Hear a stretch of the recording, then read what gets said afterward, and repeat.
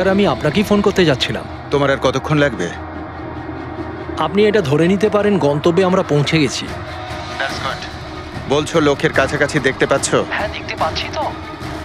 Tendering and estimating department.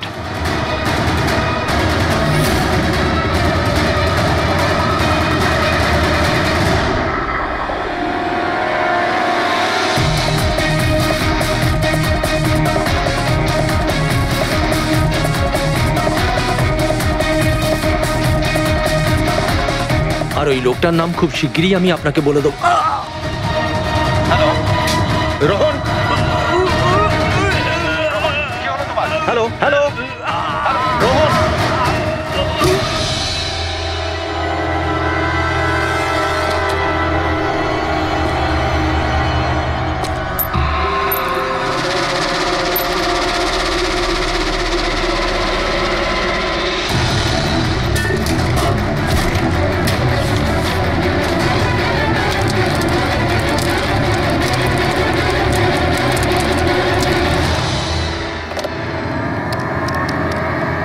Hello, police station.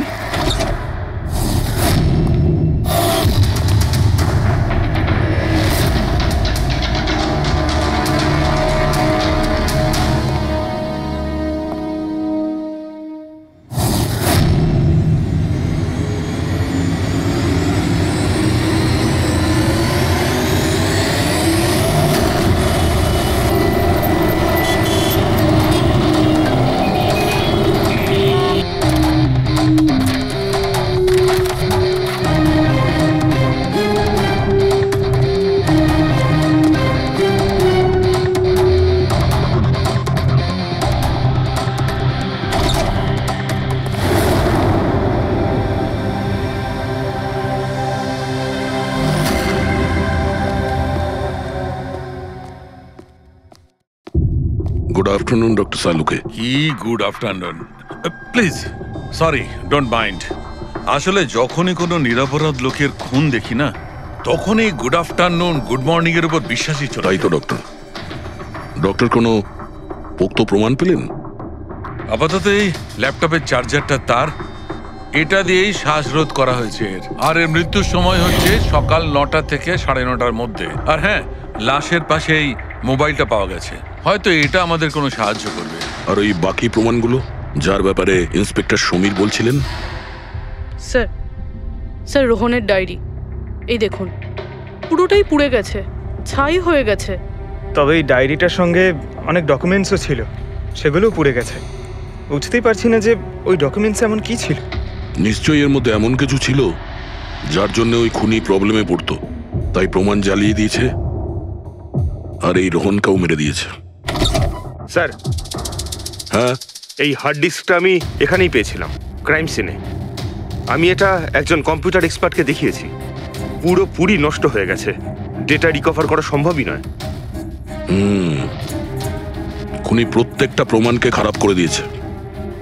কোনো ব্যাপার না, কোথাও না কোথাও কিছু না কিছু প্রমাণ নিশ্চয়ই পাবো। পুরবি, এই রোহনের ব্যাকগ্রাউন্ড চেক করেছো? হ্যাঁ স্যার, পুরো নাম রোহন কুমার। এ পুনেতে থাকে, এখানে মুম্বাইতে চাকরি করছিল, একাই থাকতো। আর এখানেই এই বাড়ি থেকেই কাজ করছিল। কি কাজ কি করতো? গোয়েন্দা ছিল। বড় বড় কোম্পানিতে যে লাখ লাখ টাকা জালিয়াতি হয় সেগুলোর তদন্ত করত। তাহলে তো অনেক শত্রুই আছে এই রোহনের। হ্যাঁ দয়া, আর ওই অনেকগুলো শত্রুর থেকে আসল খুনিটা কে সেটা হয়তো তোমাকে এইটা বলবে। কি এটা ডক্টর? এটা চুম্বক। চুম্বক? এর মধ্যে একজন দৌড়বীরের ছবিও আছে, কিন্তু এই চুম্বক রোহনের বডির মধ্যে কি করছিল? আমার মনে হচ্ছে হয়তো এটা খুনির হবে। ওর পকেটে ছিল, এদিক ওদিক করতে গিয়ে হয়তো এটা পড়ে গেছে। তাহলে তো এটা আঙুলের ছাপ থাকবে না। একটাও নেই? একটাও নেই।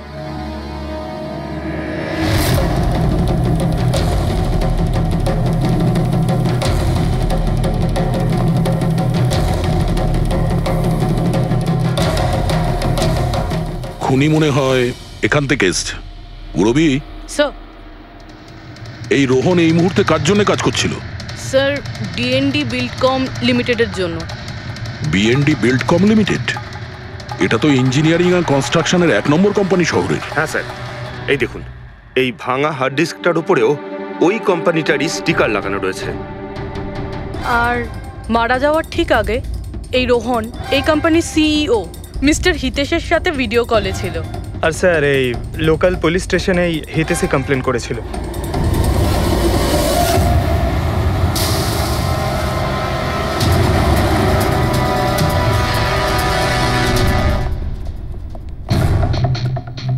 এটা কি এত বড় অফিসে শুধুমাত্র একজনই লোক ছিল নাকি? মনে হচ্ছে স্যার ইন্ডিয়ার ম্যাচ দেখার জন্য সবাই বাড়ি চলে গেছে। আচ্ছা, আজকে ইন্ডিয়ার ম্যাচ আছে? স্কোরটা কি হলো? কোহলি সেঞ্চুরি করতে যাচ্ছে। কি বলছেন স্যার? আপনি কি করে জানলেন? বাইরে ওয়াচম্যান কমেন্ট্রি শুনছিল। ইনভেস্টিগেশন করতে এসেছি, চোখ কান খোলা রাখতে হবে। স্যার, হিতেশের cabin. Mister Hitesh, hi, CID. Please বসুন। আমি আপনাদেরই অপেক্ষায় ছিলাম। শুরু থেকে বলুন সবকিছু। 6 মাস আগে আমি রোহনকে কাজে রাখি। গত 5 বছর ধরে আমাদের কোম্পানিতে যে লোকসান হচ্ছে তা আগে কখনো হয়নি। কি ধরনের ক্ষতি? লোকসানের লিস্ট তো বলে শেষ করা যাবে না।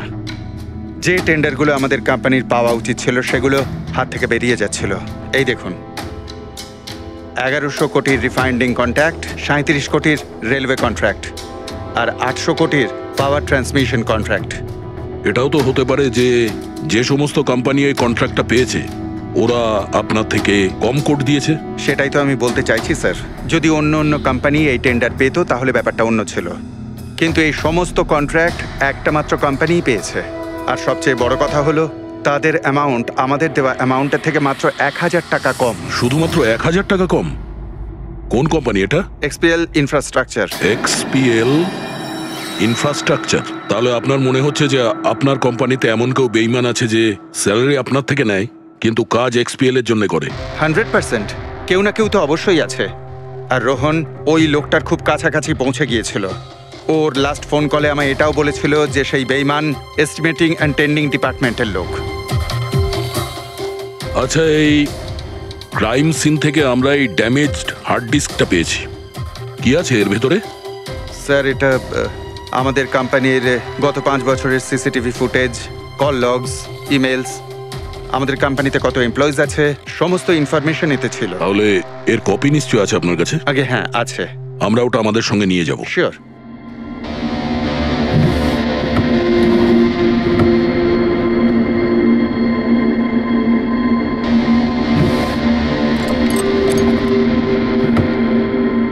হয়তো হার্ড ডিস্কটা চুরি হয়ে গেছে। আমি এখানেই রেখেছিলাম হার্ড ডিস্কটা। কি? আপনার কেবিনের ভেতর থেকে কোনো জিনিস কি করে চুরি হয়? হয়তো আমার অনুপস্থিতিতে কেউ এসেছিল আর এখান থেকে। কিন্তু আপনার অফিসে সিসিটিভি ক্যামেরা লাগানো নেই কেন? কখনো দরকারই পড়েনি স্যার। প্রয়োজন বলে আসে না, এখন পড়লো তো প্রয়োজন। Sorry sir. আর হ্যাঁ মিস্টার হিতেশ, আপনার কোম্পানিতে যত এস্টিমেটিং আর টেন্ডারিং ডিপার্টমেন্ট আছে, যত লোক আছে, আমরা তাদের সঙ্গে কথা বলবো। স্যার, আজকে ওই ডিপার্টমেন্টের কোনো এমপ্লয়ি কাজে আসেনি। কেন? সবাইকে ছুটিতে গেছে? আসলে ওরা প্রত্যেকেই ম্যারাথন রেসে পার্টিসিপেট করতে গেছে, যেটা সকাল 7টা থেকে 11টার মধ্যে হবে। কি? সবাই ওই ম্যারাথন রেসে দৌড়তে গেছে? হঠাৎ করে সবাই এরকম রানার হওয়ার স্বপ্ন দেখছে কেন? আসলে আমাদের কোম্পানি এই ম্যারাথন রেসটা স্পন্সর করছে, তাই আমাদের এমপ্লয়ীদের এটা বাধ্যতামূলক ছিল ওখানে পার্টিসিপেট করা।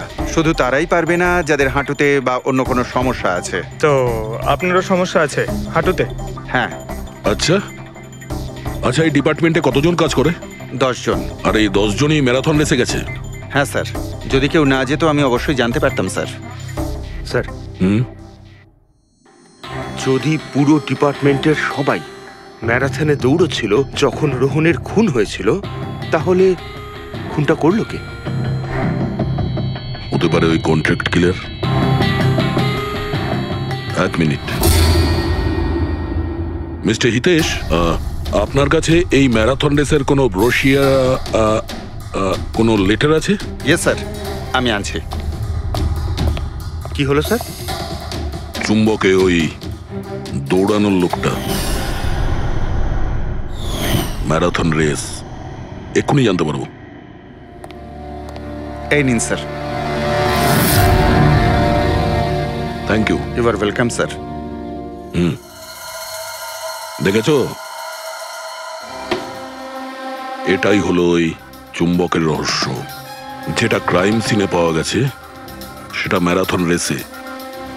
মানে স্যার, ও ম্যারাথন রেসে দৌড়চ্ছিল, রোহনকে খুন করার জন্য ও রেস ছেড়ে দিয়ে ওর বাড়ি চলে যায়। মনে তো হচ্ছে এইরকমই। স্যার, এই বিপ ম্যাগনেট জার্সির ওপর লাগানো হয়। সঞ্জু স্যারকে একটু বুঝিয়ে দাও। দেখুন স্যার, এই ম্যাগনেটটাকে এখানে এইভাবে লাগিয়ে দিতে হবে। সেম এরকমই আরেকটা নেওয়ার পরে জার্সির ভেতর থেকে আমরা নিয়ে নেব, আর এটাকে আমরা এইভাবে লাগিয়ে দেবো। সেম আরেকটা এইভাবে নিয়ে এটাকে নিয়ে আমরা এইভাবে লাগিয়ে দেবো, আর এটা এইভাবে লক হয়ে যায়। আগে আমরা সেফটি পিন ইউজ করতাম, কিন্তু দু একবার রানার্সদের চোট লেগেছিল, তাই আমরা এই ম্যাগনেট টেকনিকটার ব্যবহার করছি। এই ম্যাগনেট আর রেসিং হুইপ আপনি সব প্রতিযোগীকেই দিয়েছিলেন? ইয়েস স্যার, সবাইকে জানিয়ে দেওয়া হয়েছিল, বলাও হয়েছিল রেস শেষ হয়ে যাওয়ার পরে সব ম্যাগনেটগুলোকে ফেরত দিয়ে দিতে। তাহলে কারা কারা এই ম্যাগনেট ফিরিয়ে দেয়নি? স্যার, অনেকেই দেয়নি, কেউ ফেলে দিয়েছিল, কেউ বা হারিয়ে ফেলেছিল, আর এক একজনের দায়িত্বও ছিল না যে জিনিসটাকে ফেরত দিতে হবে।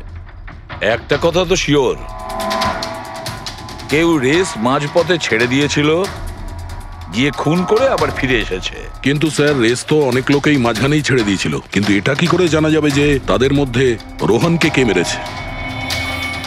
ওই 10 জনের মধ্যেই কেউ হবে যারা ক্যান্টিন ডিপার্টমেন্ট আর এস্টিমেটিং ডিপার্টমেন্টে কাজ করছিল। কিন্তু স্যার, ওই 10 জনের মধ্যে রেস মাঝপথ থেকে ছেড়ে দিয়েছিল, এটা কিভাবে জানতে পারবো? জানা যেতে পারে স্যার। কি করে? স্যার, আমরা প্রত্যেকটা প্রতিযোগীর মাথায় গোপ্রো ক্যামেরা লাগিয়েছিলাম, আর সেটা থেকে জানা যেতে পারে কে মাঝপথে ছেড়ে দিয়েছিল। ওয়ান্ডারফুল।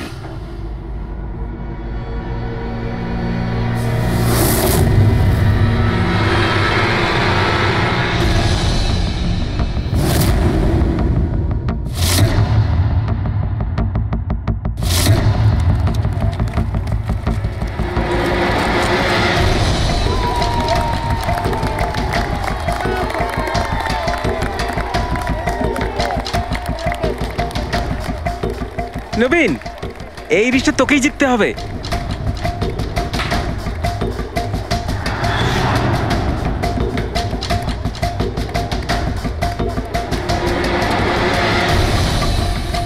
রান।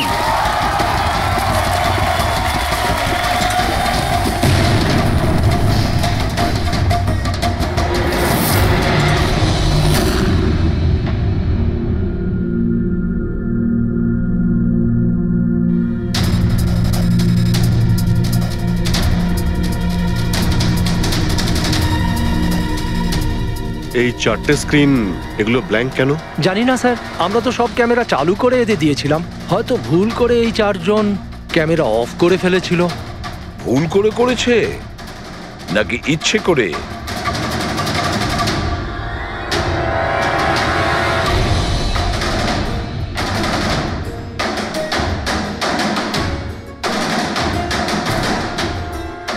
এদের মোটিভটা কি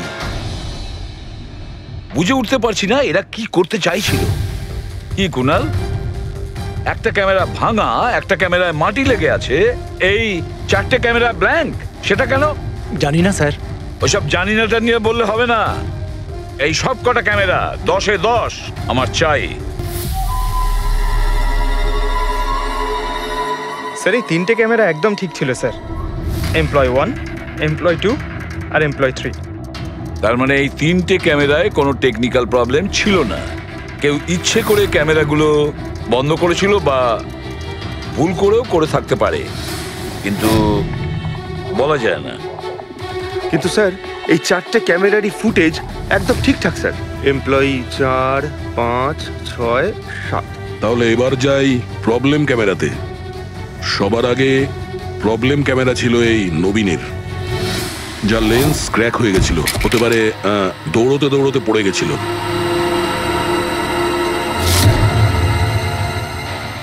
হ্যাঁ।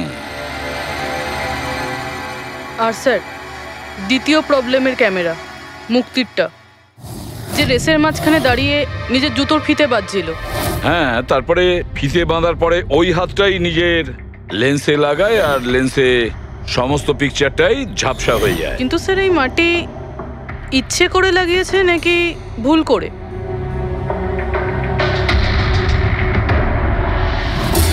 আরে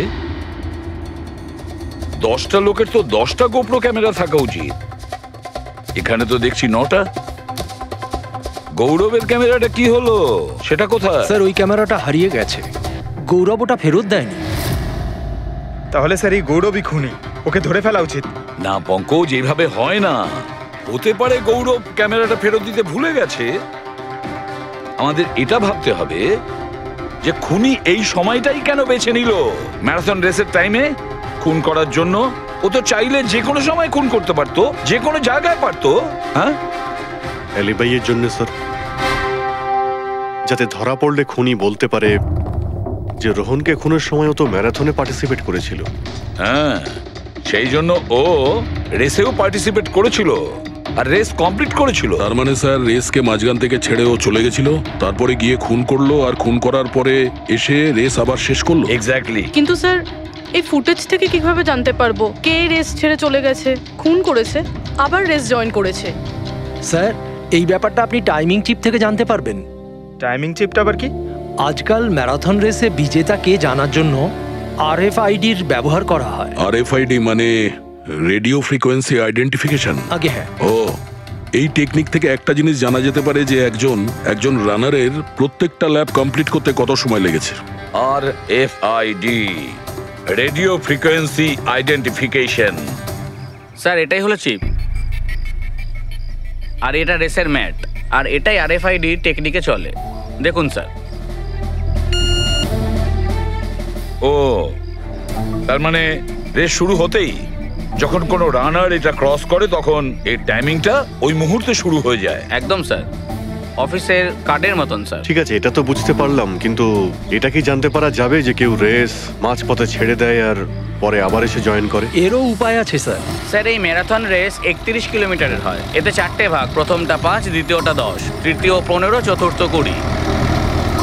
চতুর্থ পর্যায় থেকে ফিনিশিং লাইনের দূরত্ব কম করে 1 কিলোমিটার স্যার।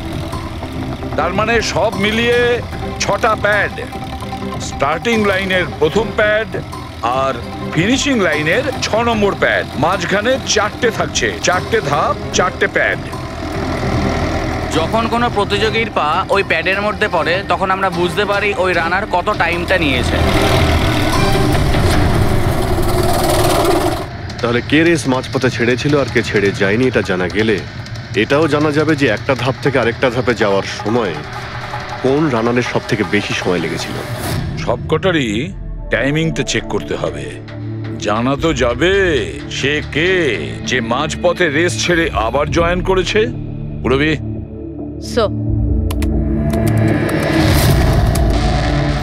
স্যার আমাদের প্রথম কচ্ছপ হলো এই নবীন। রেসের প্রত্যেকটা ল্যাপ 25 মিনিটে কমপ্লিট করেছে, কিন্তু শেষ ল্যাপের পরে ফিনিশিং লাইন পর্যন্ত পৌঁছানোর জন্য মানে 1 কিলোমিটার ক্রস করার জন্য ওর 50 মিনিট সময় লেগেছে। নবীন,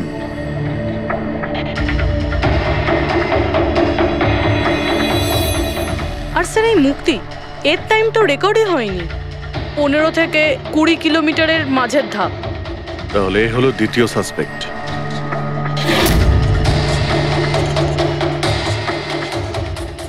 মুক্তি।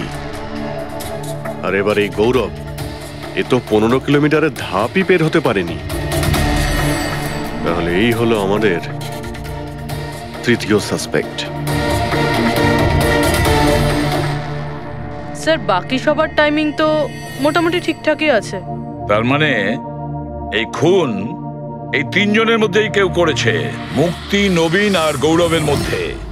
যদি নবীন খুন করে থাকে তাহলে সে রেস ছেড়েছে 20 কিলোমিটার আর ফিনিশিং লাইনের মাঝপথে। পঙ্কজ, বাইক নিয়ে যাও, এবার স্পিডে যাবে ওই রুটেই। আর খেয়াল করো যেখানে ওই 3 জন যেখানে রেস ছেড়েছে সেখান থেকে রোহনের বাড়ি কতটা দূরে আর কত সময়।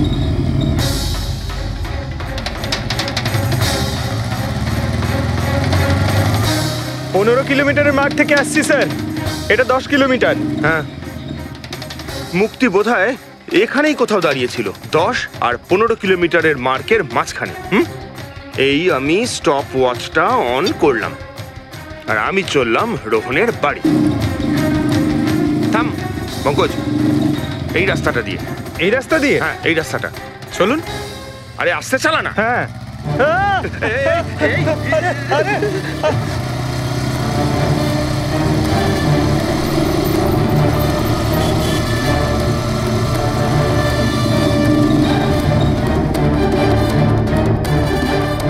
এই দেখুন রোহনের বাড়ি। মুক্তি নিশ্চয়ই রোহনের ঘরে পিছনের জানলা দিয়ে ঢুকেছিল।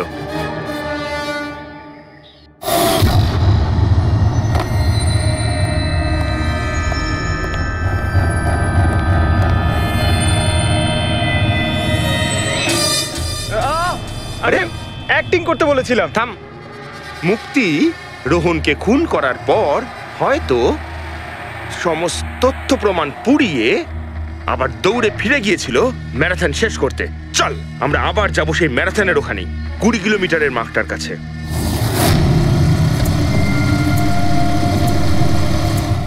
স্টপ ওয়াচে টাইম দেখে নিন স্যার। 26 মিনিট।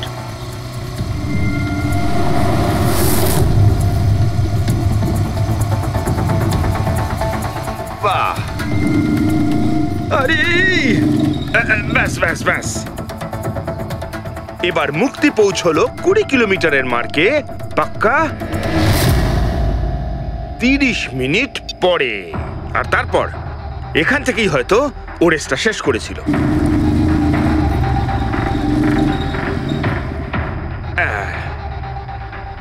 এবার শোন, গৌরব যদি খুন করে থাকে তাহলে ও রেসটা এখানেই ছেড়েছিল 10 আর 15 কিলোমিটার মার্কের মাঝামাঝি। এই আমি স্টপ ওয়াচ অন করলাম। এবার যাব আমরা রোহনের বাড়ি। চলো চল।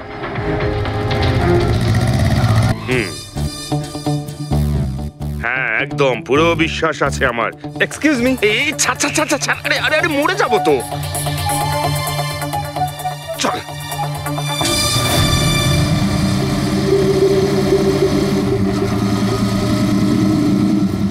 ব্যাস।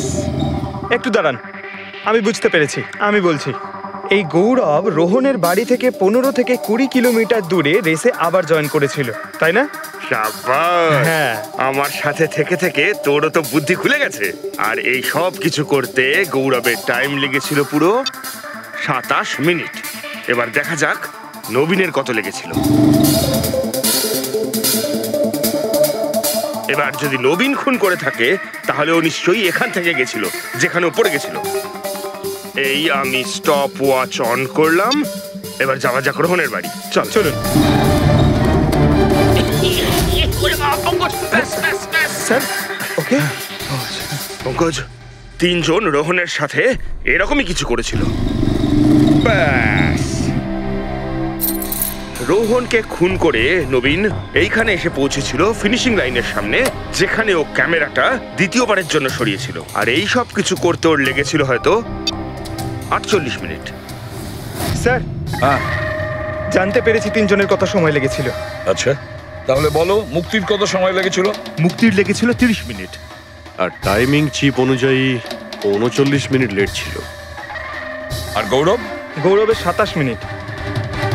আরও ম্যারাথন রেস থেকে নিখোঁজ ছিল 24 মিনিটের জন্য।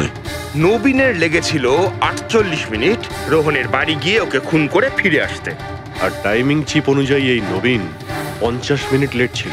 হ্যাঁ, আমাদের খুনি এই 3 জনের মধ্যেই কেউ হবে, নবীন, গৌরব আর মুক্তির মধ্যে। মিস্টার নবীন, একটা কথা বলুন।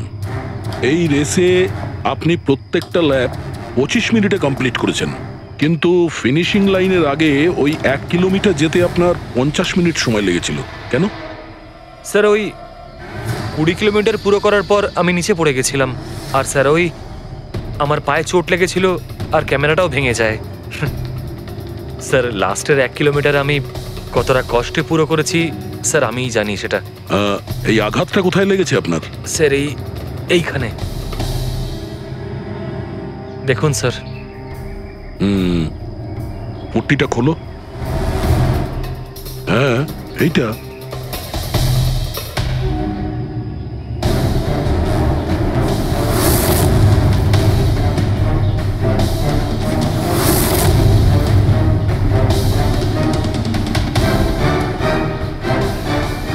স্যার, এবার আপনার বিশ্বাস হয়েছে যে আমি কোনো দোষ করিনি? নির্দোষ যদি হও এত ঘাবড়ে যাচ্ছ কেন?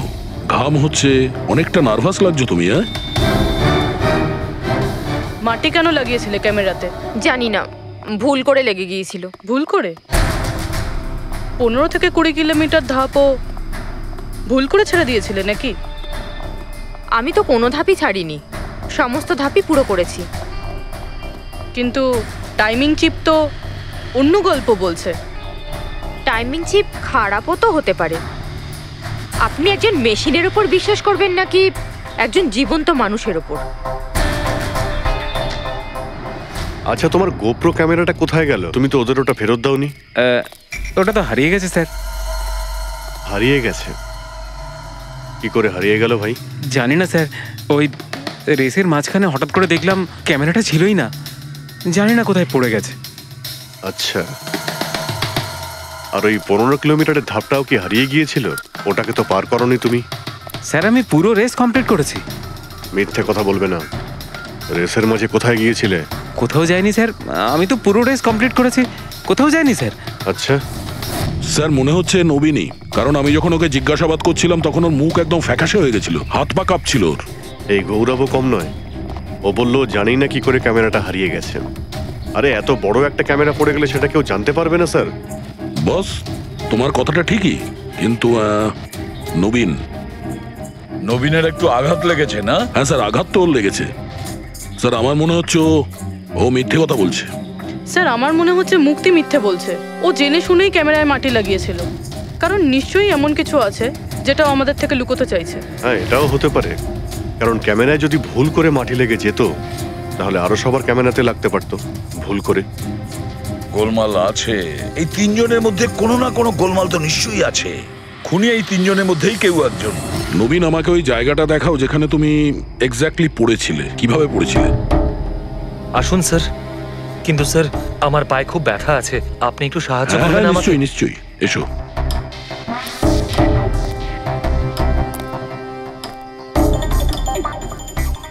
স্যার আমি এখনো বলছি আপনাকে, আপনি নিজের টাইম ওয়েস্ট করছেন। এমনটা যেন না হয় যে আসল খুনিই পালিয়ে যায়। সিআইডির হাত থেকে আজ পর্যন্ত কোনো খুনি না বেরিয়েছে না বেরোতে পারবে, নিশ্চিন্ত থাকো। হ্যাঁ স্যার, ওই যে এখানে আটকেই আমি পড়ে যাই। এখানে? হ্যাঁ স্যার, স্যার পড়ে যেতেই আমার ক্যামেরাটাও ভেঙে যায়। আচ্ছা, তারপর আমি ক্যামেরাটা আবার লাগালাম, তারপর রেস স্টার্ট করলাম। প্রচুর ব্যথা নিয়ে তুমি এই রেসটা ফিনিশ করেছো। হ্যাঁ স্যার, এখনো খুব ব্যথা। তুমি পড়েছিলে এইখানে, এই জায়গাটায়? হ্যাঁ স্যার, খুব ক্লান্ত হয়ে গেছিলাম তো, তাই খেয়াল করিনি, আর পা আটকে নিচে পড়ে যাই।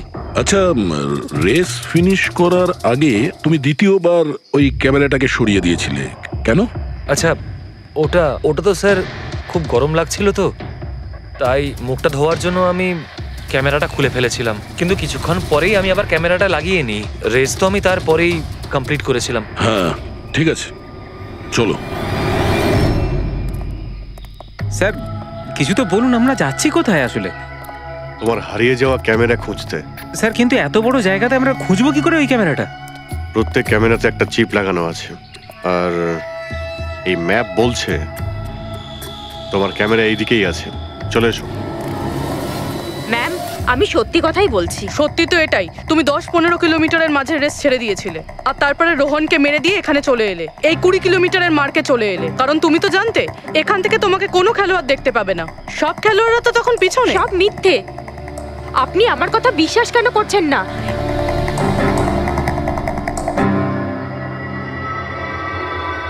কি কি খুঁজছো? আমি কিছু তো না। কিছু আছে ওখানে? না, কিছু না। আচ্ছা, ওই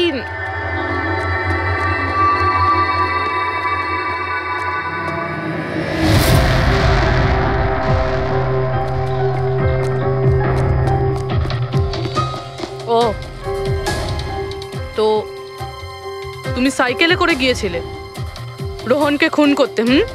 আমি সত্যিই জানি না যে এই সাইকেলটা কার। তাই এক্ষুনি সব জানা যাবে যখন তোমার আঙুলের ছাপ এই সাইকেলে পাওয়া যাবে। হ্যাঁ ম্যাম প্লিজ। হ্যাঁ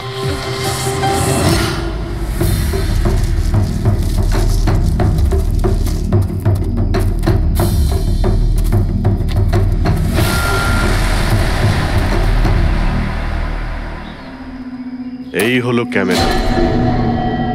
এটাকে পুরো ভেঙে ফেলেছো? হ্যাঁ, আমি ভাঙিনি স্যার। দুটো ক্যামেরা।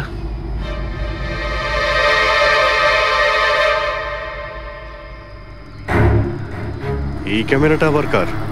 স্যার স্যার সরি, আমি আপনাকে মিথ্যে বলেছি স্যার, কিন্তু আমি আপনাকে সব সত্যি কথা বলে দিচ্ছি স্যার। বলো, তাহলে সত্যি বলার মুড হয়েছে তোমার? বলো।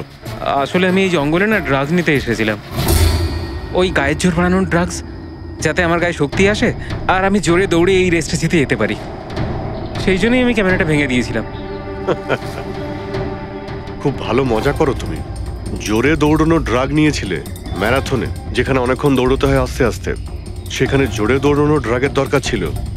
মজা করছো? হ্যাঁ, এটা কার ক্যামেরা? আমি জানি না স্যার। কোনো ব্যাপার না, সব জানতে পেরে যাব। আমি অপরাধ করেছি, কিন্তু ওটা নয় যেটা আপনি ভাবছেন। আমি রোহনকে মারিনি।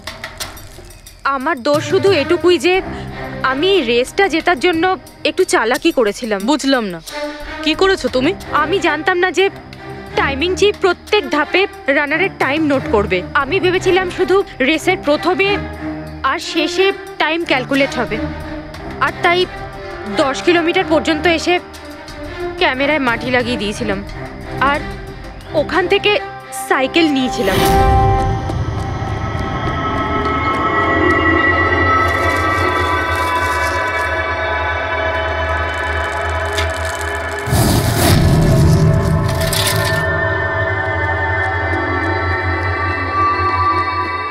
কিন্তু রেস শেষ হতেই সিআইডি ওখানে চলে এলো, আর আমি ওখান থেকে সাইকেলটা সরানোর সুযোগই পাইনি। এত কিছু করেছো শুধু একটা রেস জেতার জন্য? আসলে অফিসে বেট ধরা হয়েছিল যে আমাদের ডিপার্টমেন্টে যে রেসটা জিতবে তাকে সবাই কন্ট্রিবিউট করে 5 লাখ টাকা দেবে।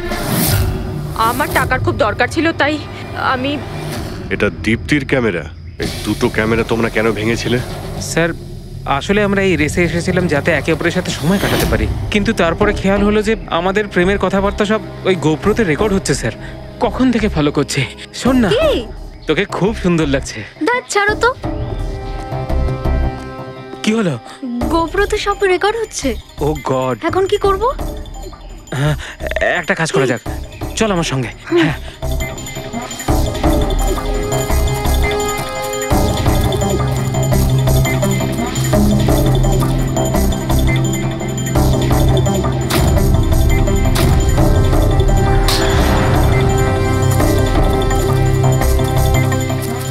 আরে তোমরা তো অদ্ভুত কাজ করেছো। আরে এতে তো কোনো সাউন্ড রেকর্ডই হয় না। তোমরা তো বোকার মতো কাজ করেছিলে। হয়তো কে দুটো ক্যামেরা ভেঙে দিয়েছো। কি স্যার, এতে কিছু রেকর্ড হয়নি? স্যার নবীন তো আমাকে ওই জায়গাটা দেখিয়েছে যেখানে ও পড়েছিল, কিন্তু কেন জানি না আমার মনে হচ্ছে যে ও মিথ্যে কথাই বলছে। আরে মুক্তি? স্যার মুক্তি বলেছে যে ও সাইকেলের ব্যবহার করেছে রেস জেতার জন্য। স্যার হতে পারে ও মিথ্যে কথা বলছে আর রোহনকে খুন ওই করেছে। আর গৌরব আর দীপ্তি, ওদের লাভ স্টোরির কি হলো? কতটা সত্যি? হ্যাঁ, ওরা সত্যি কথাই বলছে। ফোন রেকর্ডে দেখাচ্ছে দীপ্তি আর গৌরব প্রতিদিন 3-4 ঘন্টা করে নিজেদের মধ্যে কথা বলতো। স্যার একটা কাজ করি, আমরা আবার ম্যারাথন রেসের ফিনিশিং ভিডিওটা দেখি।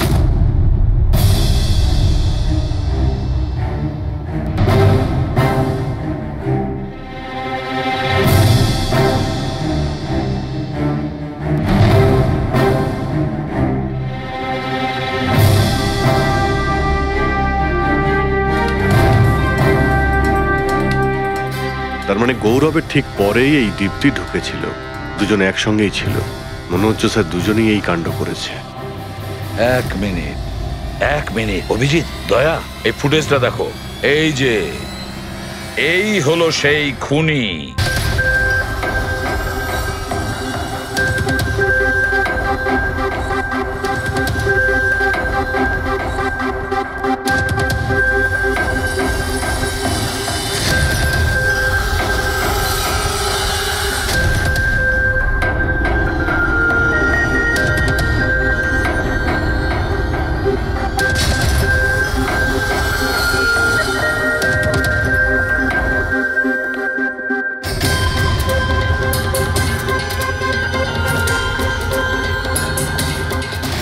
স্যার আমাদের এখানে কেন ডাকা হয়েছে? খুনির নাম বলবার জন্য।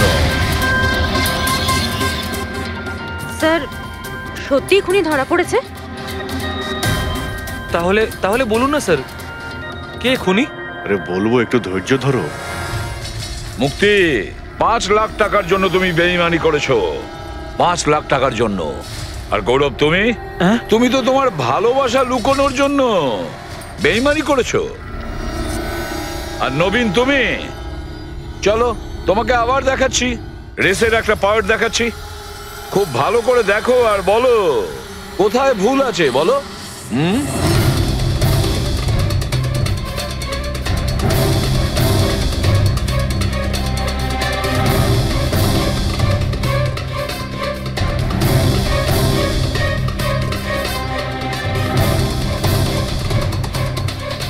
কিছুই তো নেই স্যার, সবই তো ঠিকই আছে। কোনো প্রবলেম নেই। তোমার মনে আছে তুমি বলেছিলে যে ক্যামেরাটা দ্বিতীয়বার যখন তুমি সরিয়েছিলে তারপরে তুমি মাথায় জল ঢেলেছিলে? ওটা তো স্যার খুব গরম লাগছিল, তো তাই মুখটা ধোয়ার জন্য আমি ক্যামেরাটা খুলে ফেলেছিলাম। মিথ্যে বলেছিলে তুমি, নিজের মাথায় জল ঢেলেছিলে। অথচ যখন ফিনিশিং লাইনে পৌঁছলে তখন তো তোমার ভেজা অবস্থায় থাকার কথা ছিল। কিন্তু এই ফুটেজে আমরা কি দেখতে পাচ্ছি? তুমি শুকনো অবস্থায় দৌড়চ্ছ। হয়তো জল শুকিয়ে গেছিল। বর্ষাকালে অত তাড়াতাড়ি জল শুকিয়ে গেল, অদ্ভুত ব্যাপার। তাহলে নবীন, তোমাকে আরো একটা ফুটেজ দেখাই, এই গল্পের শেষ অংশ। বলো, এটা দেখে তোমার কি মনে হচ্ছে?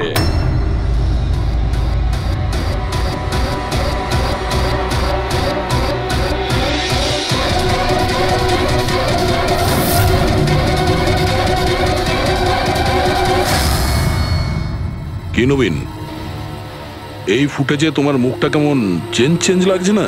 হ্যাঁ, অন্যরকম তো দেখাবেই, কারণ এই মুখটা নবীনের নয়, ওর ভাই প্রবীণের।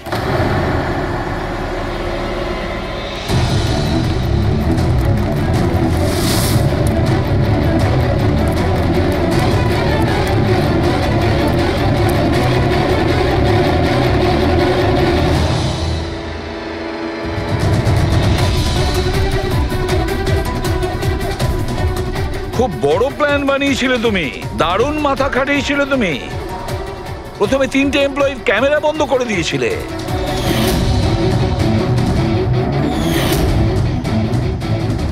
আর তারপরে নিজের গোপ্রো ক্যামেরা নিচে ফেলে দিয়েছিলে যাতে লেন্সটা ভেঙে যায়। আর তারপর নবীন নিজের ক্যামেরাটাকে খুলে পরিয়ে দিল নিজের ভাইকে, মানে প্রবীণকে।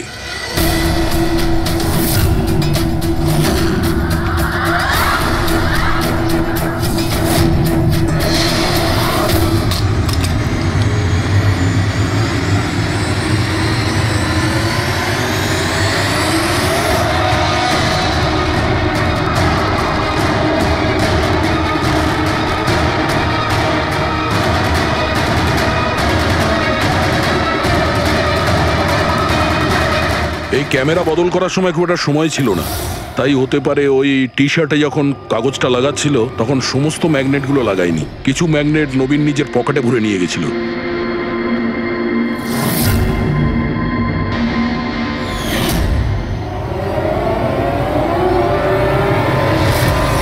নবীন রেস ছেড়ে বেরিয়ে যায় রেইনকোট পরে, আর পৌঁছে যায় রোহনকে খুন করার জন্য। কিন্তু ও কি করে জানবে যে রোহনকে মারার সময় ম্যারাথন রেসের ওই ম্যাগনেটই ওকে ফাঁসিয়ে দেবে?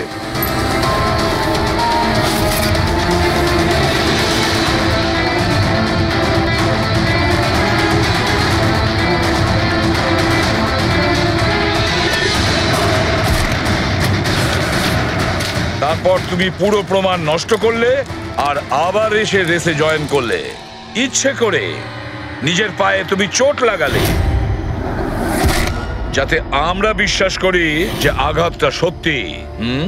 আর তারপরে তুমি রেসটা ফিনিশ করো। তাহলে বলো। হ্যাঁ স্যার, আমি খুন করেছি রোহনকে। একদম একদম পারফেক্ট প্ল্যান ছিল, কিন্তু আমি কি করে জানবো যে আমার থেকেও অনেক বুদ্ধিমান। প্রত্যেক অপরাধী এই ভুলটাই করে, কারণ তার মনে হয় যে সে আইনের চোখে ফাঁকি দিয়ে দেবে।